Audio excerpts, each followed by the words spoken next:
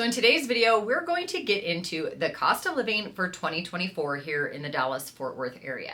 If you are thinking of moving here to Texas and you're wondering what all of those costs might be, what you can expect to spend if you're purchasing a home here in the Dallas-Fort Worth area, let's talk about it. Let's give you a little bit more insight as some of the things that you can expect to spend and what some of those costs are going to be when making that move here to Texas.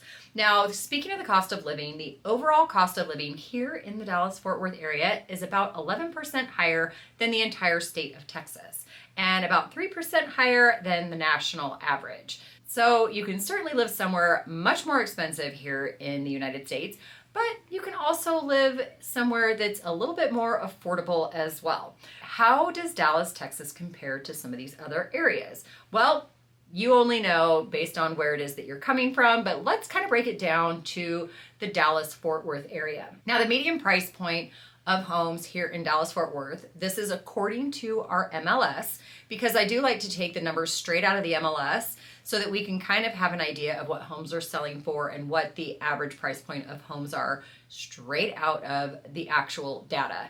Now, the median price point of homes is around $365,000, and that's actually up 1.3% from January of 2023.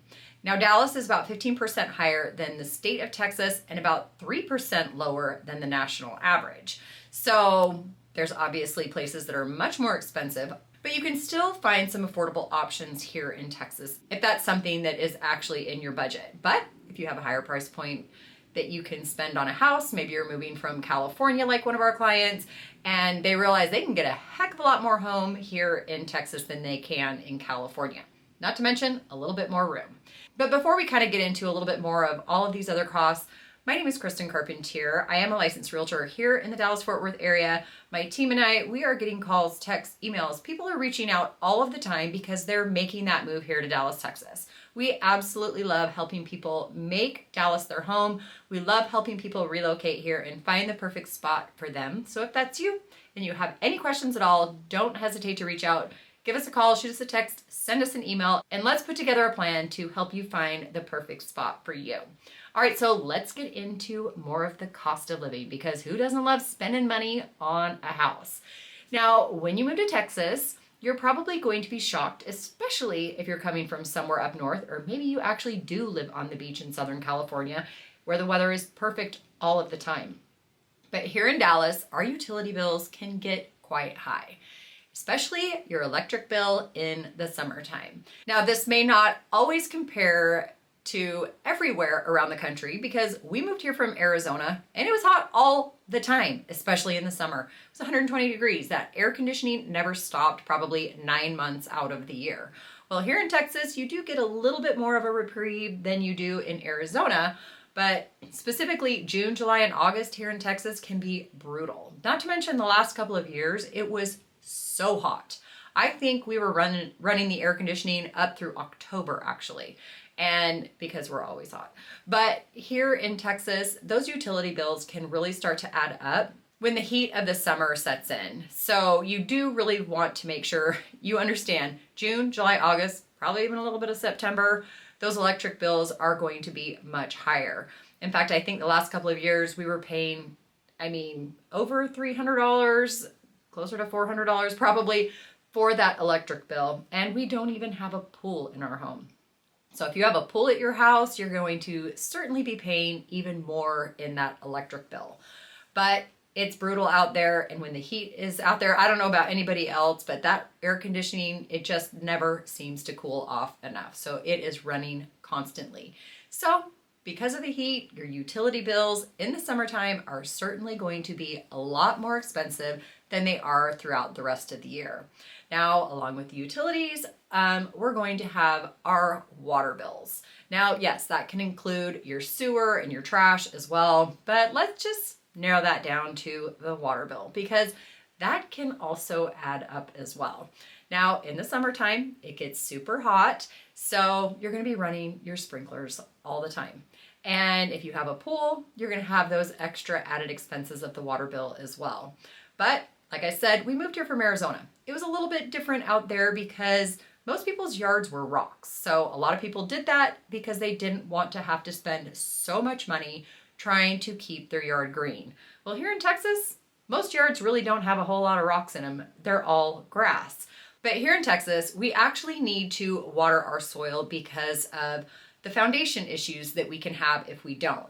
Our soil is made of clay, it expands, and in the summer when it's super, super dry, you can be out at the park even and see it's kind of like an earthquake has happened, and you can see down to the center of the earth. It gets so dry, the ground cracks, and around your home, you do not want to have those problems. You want to make sure that you are watering your foundation, because if you don't and that ground starts to expand, you will run into serious problems in your home. In fact, we started to see a few little cracks in our house just because we know the last couple of years has been so brutal.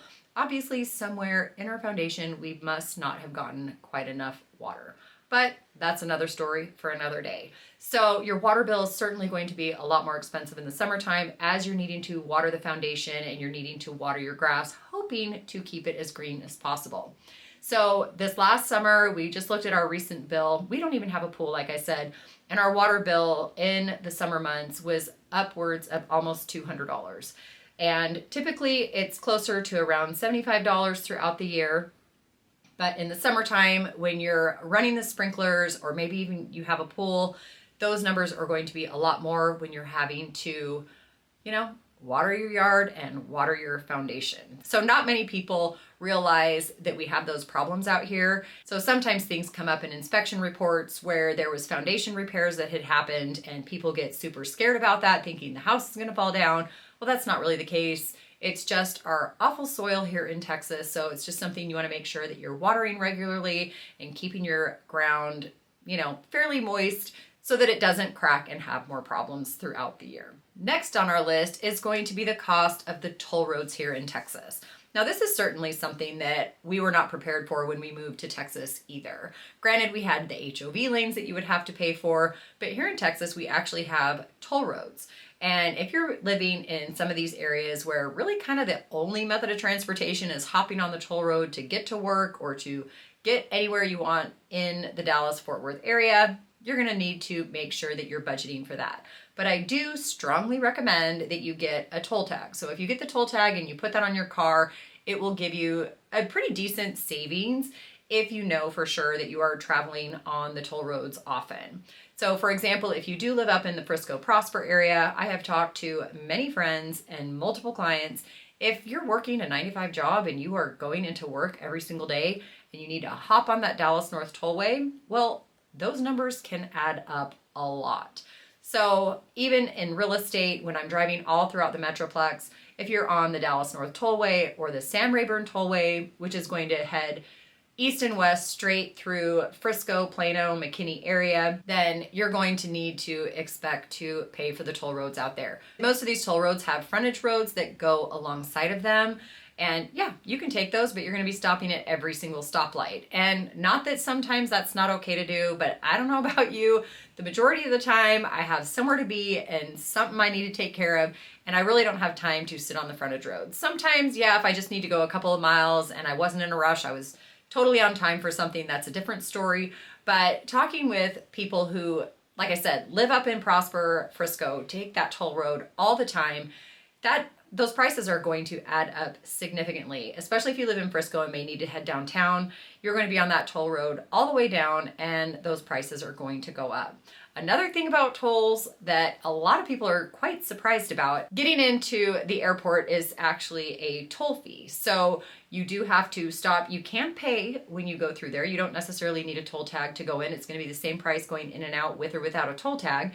But if you don't want to have to stop or remember to use your credit card or bring money to pay that toll fee when you head in and out of the airport, then it's better to just have the toll tag. Super convenient, super easy to do, to sign up online, but it's something that you're going to have to pay for when you move here to Texas, almost always. There's certainly ways that you can avoid the toll roads, but at some point, I can guarantee you're going to need to be getting on one of those toll roads, and you might just want to be prepared. As for commuting and traffic and toll roads, what else goes with it except our gas? Now, gas is obviously different all around the country, and here in Texas, it's actually one of the lower ones. We pay about $2.79 currently, for a gallon of gas. Now, this is another thing that my parents still laugh about. They're still asking all the time. My family still lives in Arizona. My mom always wants to know what we're paying for gas. And currently in Arizona, it's $3.39. It's not as much as California, where my brother lives, but $3.39 in Arizona. We pay $2.79. It just makes my parents super jealous that our gas is so cheap here in Texas. Now, of course, maybe you have a Tesla or an electric car. I just got a Tesla, and it's pretty nice seeing that savings and not having to stop at the gas pump every single week to fill up. So another thing to think about, maybe you don't need to worry about gas because you are into the electric car thing. So many electric cars are coming out. But currently, if you're going to go to the gas pump, you're paying $2.79 a gallon. The next thing we want to talk about in regards to transportation is the public transportation options. Our public transportation here is not as extensive as some of the other areas like Washington, D.C. or New York City, for example, but we do have the DART system here in Dallas-Fort Worth. Now, the DART system is going to encompass the local buses as well as the trains, and we'll call it the DART Metro train that goes throughout the DFW area. I will always suggest if you're going to move here to Dallas, you're really probably going to want a car because there's a lot of things that really aren't convenient to get to on and off the DART system or the bus system. But here in Dallas, if you move to the right area, or maybe you don't want to drive downtown all of the time, there's multiple DART areas that you can get to and take the train into the downtown area without having to fight that traffic. Now, a one-way bus ticket, for example, is going to cost you $2.50 for just a single use. Say you just need to hop on and meet somebody somewhere downtown and you're going to catch a ride home, $2.50. But to take the train is going to be $6 for a day pass. You can also get a monthly pass. There's multiple different options on how you can do those. A monthly pass is going to run you about $96. But here in Texas, say you live in Fort Worth and you work in Dallas or vice versa, you can actually take the Trinity Railway. You can actually take the Trinity Railway from Dallas to Fort Worth, and that's going to be $6 one way. So another thing to think about, if you end up over on the Fort Worth side, but you do have to commute to downtown Dallas, you have that train option because that traffic can be totally brutal getting from Dallas to Fort Worth or back. So just another convenience that you can have, but also public transportation that could be quite easy to do. You can also take the train from Fort Worth and Dallas up into the DFW airport as well.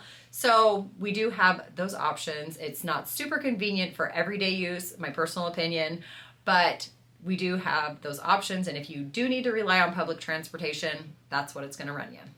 Now, if you're going to move here to Texas and you're going to purchase a home in a master plan community, you're going to have HOA fees. There are a lot of master plan communities throughout the Dallas-Fort Worth area. Granted, not everywhere has an HOA, but a lot of places do, especially all this new construction that is happening, have these big master plan communities. So you're going to have a pretty hefty HOA fee as well.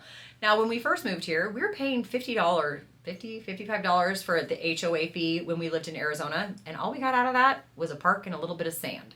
So then we moved here to Texas and the HOA fees were starting at around $50 to $60, but you got swimming pools and tennis courts and basketball courts and fitness facilities. Granted, they're not these big, huge gyms or anything, but enough of a fitness facility that you don't have to go pay extra somewhere else. Now, as all of these new master plan communities are being built here in Texas, and obviously as you start to kind of compare older master plan communities versus new master plan communities, you can pay $60, upwards of almost $200 per month, depending on the master plan community that you are moving into. Now, surprisingly, a lot of people know about Windsong Ranch. If you're doing any research at all about the Dallas-Fort Worth area and which places to move, Windsong Ranch is going to come up all the time. It has a beautiful blue lagoon.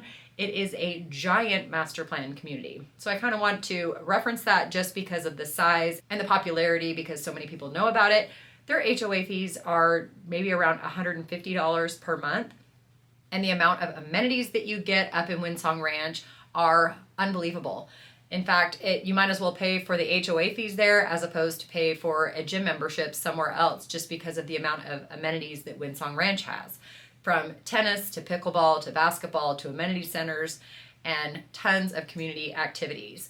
But there are other master plan communities throughout Dallas, even some that aren't nearly as big as Windsong Ranch, but may still have some of the amenities. And you could be paying $200 per month just for your HOA fees.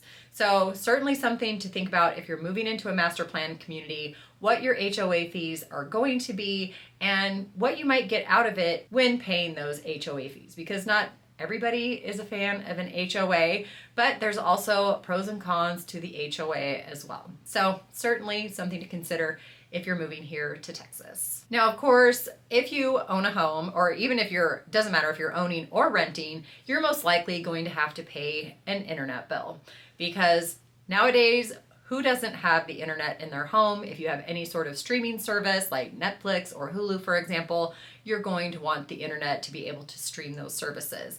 Or for some people who work from home, you're certainly going to need the internet as well.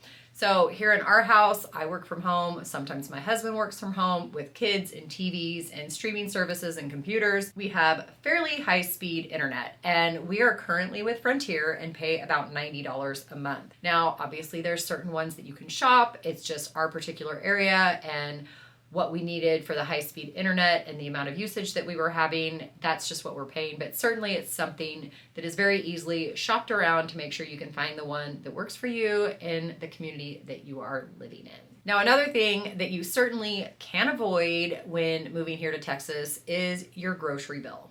Granted, not everybody cooks. Not everybody likes to cook. Not everybody wants to cook. And everybody's tastes are different in what they need from the grocery store. Here in our house, we like to cook. We cook a lot.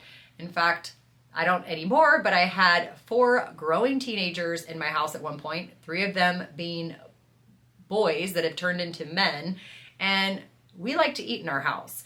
And I remember about 10 years ago, I was talking about this with a friend of mine, and we were talking about our grocery bills because she had 3 boys and a girl as well, and we just seemed like we were being eaten out of house and home. And we both cooked all the time. We liked cooking, and we kind of had this challenge: can we spend $50 a week on food? And it was kind of difficult, but sometimes we were kind of able to do that. I know, super shocking for a family of 6. But that was like 10 years ago. And now I think 10 years later, and there's only 3 of us at home. Granted, one is a teenage boy, but here in our house, I'm paying minimum of $300 per month in our grocery bill, usually around $400. And that's especially if I'm needing to go to Costco, for example, because we love Costco in our house. And you go to Costco and you can't get out of there for less than $200, $250 these days, it seems. So the grocery bills have just significantly gone up, and it's just really hard to eat affordably anymore. And especially here in our house, we love entertaining. We love having people over. And I would rather spend the extra money in being able to do those sorts of things. So we don't eat out as much as maybe some other people do. We certainly have date night once a week. You might stop and get Chipotle once or twice a week as well. But here in our house, I mean, that's just the grocery bill. Just thinking you're going to Kroger and getting your groceries, or like I said, Costco, and we're still looking at spending $300 to $400 per month, and that's just for our family of 3. Granted, maybe we have expensive taste. I don't know. It just seems that the cost of groceries has gone up so much more over the last 10 years, and everywhere, it doesn't matter what part of the country you're probably living in, your grocery bill has gone up significantly as well. Now, aside from groceries, we're all needing to be a little bit healthier. I'm going to touch on it a little bit, just mainly because I had a client talking to me about this recently, is our healthcare. Now, healthcare here in Texas is actually 12% higher than the national average. Now, like I said, I had a client who was telling me how much more the healthcare was costing him here than where he came from, and I was actually kind of surprised. But anyway, when you kind of look at the numbers online, obviously that could vary depending on where it is that you're coming from, but healthcare overall about 12% higher here in the state of Texas. Now, I've tried to say this one. Nobody likes talking about it, but it is what it is, and it's certainly something that's going to come up when you move here to Texas, and that's going to be our taxes. Now, we'll talk a little bit more positively in the beginning, which is going to be the fact that we don't pay any state income tax. So if you make a good salary, you have a good job, and you're moving here to Texas, you're saving all that money by not having to pay the state income tax. And our sales tax here is about 8.25% as well. So not the highest in the country, kind of about average. But let's get into the property taxes, which is always a sore subject from everybody. Nobody likes talking about it. So let's see how quickly I can go over the ins and outs of our property taxes here in Texas. Now, the Texas property taxes are actually ranked 47 out of 51 states, which is obviously quite high. Now, the property taxes here are actually administered by the Central Appraisal District, tongue twister that I can't get out, and they're actually assessed by the school district, the city, and the county taxes. So based on where you live, the city, what schools your kids go to, is it a newer area, is it an older area, your property taxes can vary quite a bit. The average is about 2.5%, but again, we've helped clients who were kind of considering two different areas and they realized how high the property taxes were in one particular new construction community versus another. And to be quite honest, actually ended up choosing the other one because they were getting a 1.9% tax rate as opposed to a 2.5% tax rate. So that can certainly vary, something to look into. And on top of that, sometimes we are assessed a MUD tax or a PID tax. Now, the MUD tax is the Municipal Utility District, and that's going to mainly focus on the water services that are going to help build the infrastructure of the particular neighborhood and the cities. And the PID tax is going to be the Property Improvement District. Literally, I'm having tongue twisters going on all night here. And the PID tax is actually going to be tax deductible. And the developers will actually add in the PID tax instead of having to assess an HOA fee because of the tax deduction that comes along with the PID. Now, not every new construction community is going to have this MUD tax or the PID tax, but certainly it's something to think about, and hopefully your real estate agent will be able to give you more information on that if you need to know about it.